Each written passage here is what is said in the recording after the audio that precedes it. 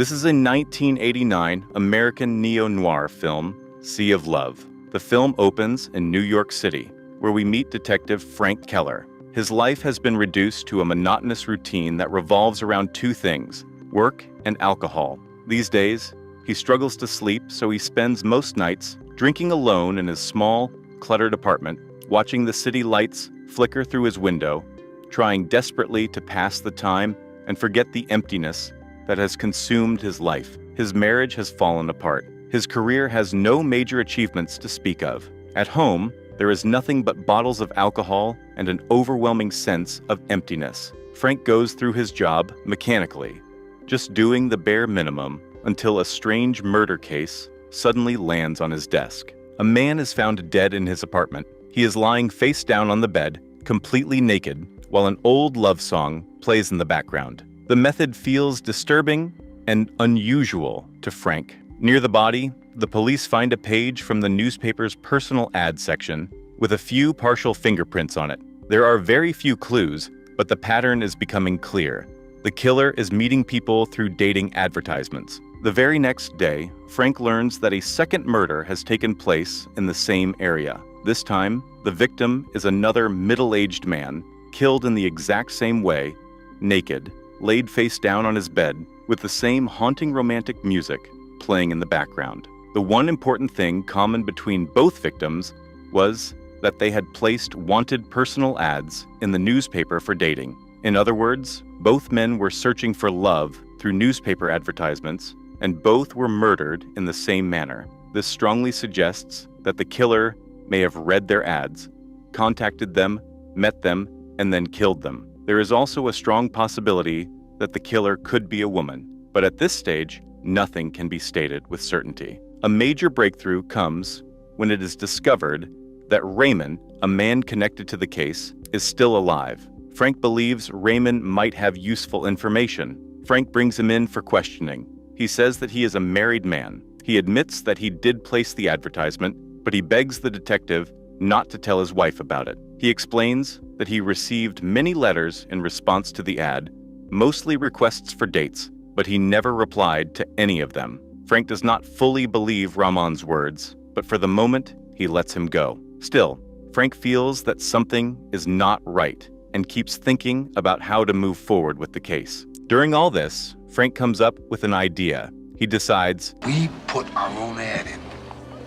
100 guys place ads in there a month. They get 30 to 50 responses each. That's 4,000 or 5,000 women. What are we gonna do? Go out? There is a chance that the woman who contacts him could either lead him to the killer or might actually be the killer herself. Frank already has the killer's fingerprints, so he plans to meet the women who respond to the ad and secretly collect their fingerprints by offering them a glass of water or a drink, and then match them with the prints he has. Throughout this process, he does not reveal that he is a police officer. This seems like an easy path to him, but he still does not stop being suspicious. Just when Frank is following this plan, he receives shocking news. Raymond is found dead in exactly the same way as the previous victims. This confirms that the killer is still active and that someone else is behind these murders. As the investigation continues, Frank starts meeting several women, having dinner with them,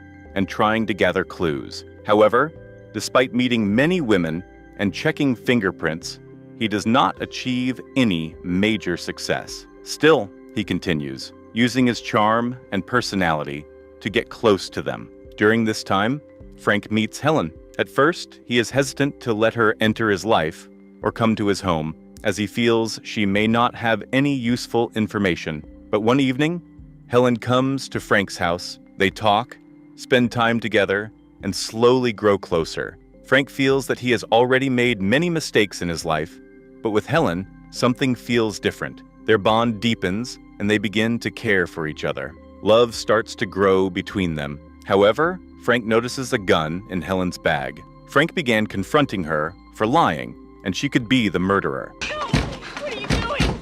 Open the door!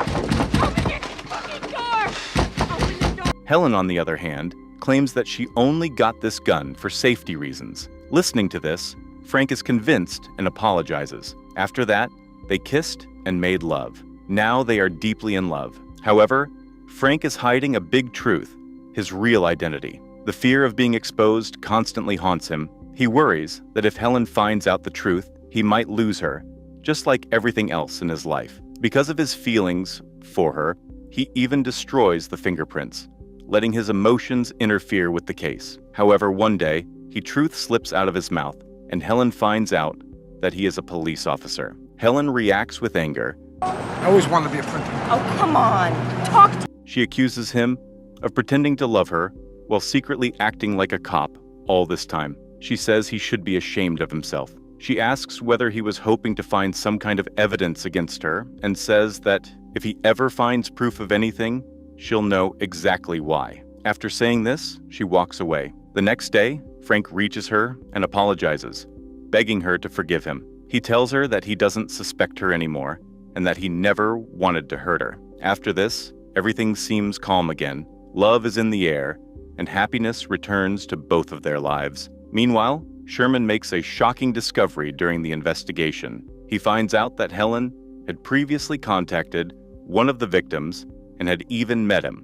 When Sherman shares this information with Frank, Frank becomes furious. He confronts Helen, accusing her of lying about her past, meeting many men, forming relationships with them, and possibly even committing the murders, all while pretending to love him. You did it. I want to know everything, right?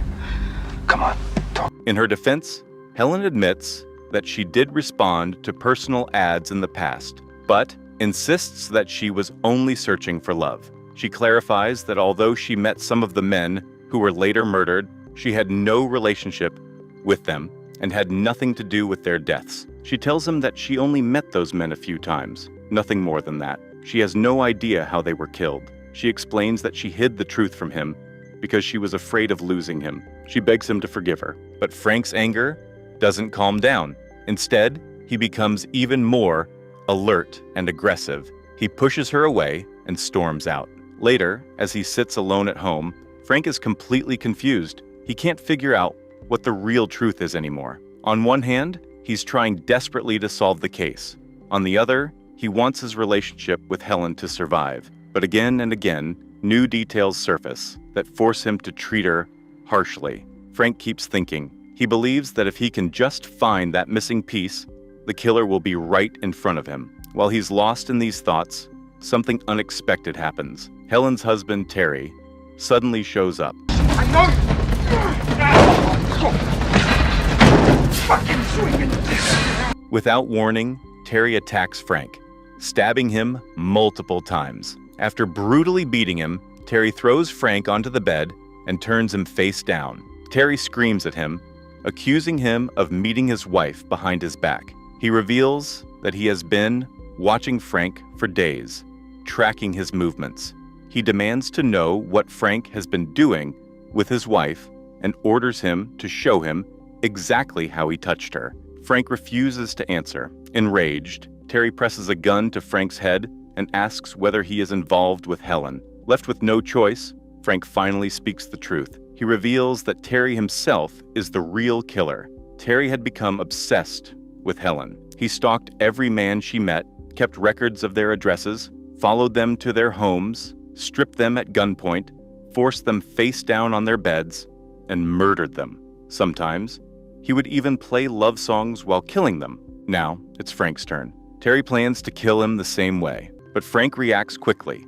With a sudden move, he knocks Terry off balance and throws him to the floor. A violent struggle breaks out. At times, Frank gains the upper hand. At other moments, Terry nearly overpowers him. In the chaos, Frank threw the bedroom window. Terry falls to his death. The case is finally over. Several weeks later, Frank meets Sherman again. They congratulate each other for solving the case. After that, Frank meets Helen. He apologizes sincerely. He admits that he acted like a police officer, even in their personal relationship, constantly questioning her, doubting her, and treating her badly. He tells her that his love was always real and promises that now the case is solved, he will never doubt her again. He asks her one final question, if they can start over. Helen understands his feelings and accepts him. Together, they decide to rebuild their relationship from the beginning. With this, the movie ends.